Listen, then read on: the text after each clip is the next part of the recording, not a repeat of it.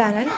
Next നമ്മൾ discuss ചെയ്യാൻ പോകുന്നത് SLC സോഷ്യൽ സയൻസ് പരീക്ഷയിൽ ഇമ്പോർട്ടൻ്റ് ആയിട്ട് ചോദിക്കാൻ സാധ്യതയുള്ള മറ്റൊരു ചോദ്യമാണ് ഭൗതിക ജീവിത ഗുണമേന്മ സൂചിക physical quality of life index PQLI.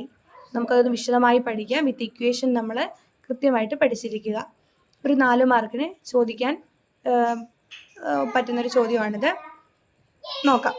ജനങ്ങളുടെ ജീവിത നിലവാരം ഉയരുകയും അടിസ്ഥാന ആവശ്യങ്ങൾ നിറവേറ്റുകയും ചെയ്യുന്ന തരത്തിലായിരിക്കണം ഒരു രാജ്യത്തിൻ്റെ സാമ്പത്തിക വികസനം.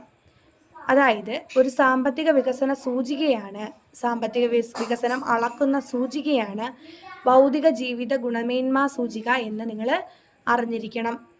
ഇതിൻ്റെ അടിസ്ഥാനത്തിൽ 1979 സാമ്പത്തിക ശാസ്ത്രജ്ഞനായ മോറിസ് വികസിപ്പിച്ചെടുത്ത വികസന സൂചികയാണ് ഭൗതിക ജീവിത ഗുണമേന്മ സൂചിക.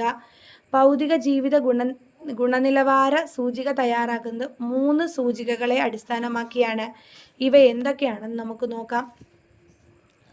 അടിസ്ഥാന സാക്ഷരതാ സൂചിക, ബേസിക് ലിറ്ററസി ഇൻഡെക്സ് BLI, അടിസ്ഥാന സാക്ഷരതാ സൂചിക. 2 ശിശുമരണ നിരക്ക്, ഇൻഫൻ്റ് മോർട്ടാലിറ്റി ഇൻഡെക്സ്, ശിശുമരണ നിരക്ക്. 3 ആയുർദൈർഘ്യം, ലൈഫ് എക്സ്പെക്റ്റൻസി ഇൻഡെക്സ് LEI. ആയുർദൈർഘ്യം കണക്കാക്കുന്നത് ഒരു മനുഷ്യൻ ശരാശരി എത്ര വർഷം ജീവിച്ചിരിക്കുന്നു എന്നതിൻ്റെ അടിസ്ഥാനത്തിലാണ്. ശിശുമരണ നിരക്ക് എന്നത് 1000 സജീവ ജനന ലൈവ് ബർത്തുകളിൽ 1 വയസ്സ് തികയുന്നതിന് മുമ്പ് മരണപ്പെടുന്ന കുഞ്ഞുങ്ങളുടെ എണ്ണത്തെ സൂചിപ്പിക്കുന്നു. അടിസ്ഥാന സാക്ഷരതയാകട്ടെ എഴുതാനും വായിക്കാനും കഴിയുന്ന ജനസംഖ്യയുടെ ശതമാനമാണ്. അടിസ്ഥാന സാക്ഷരത എന്താണ്? എഴുതാനും വായിക്കാനും കഴിയുന്ന ജനസംഖ്യയുടെ ശതമാനമാണ്.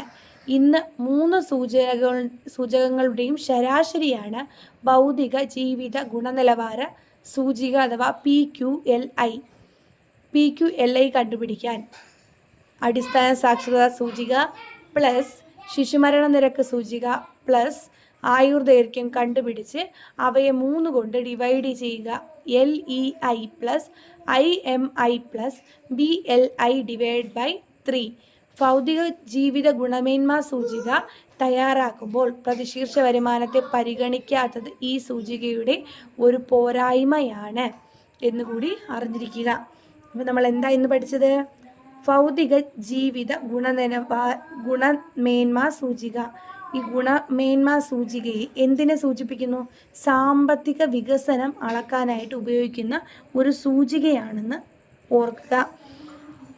ആരാണിത് കണ്ടുപിടിച്ചത്? 1979 സാമ്പത്തിക ശാസ്ത്രജ്ഞനായ മോറിസ് ആണ് ഇത് വികസിപ്പിച്ചെടുത്തത്. 3 അടിസ്ഥാന സൂചികകളാണ് ഇതിൽ ഉൾപ്പെട്ടിരിക്കുന്നത്. അതുകൂടി ഓർക്കുക. നന്നായിട്ട് പരീക്ഷയ്ക്ക് ഇത് എഴുതാനായിട്ട് വായിച്ചു വയ്ക്കുക. Thank you.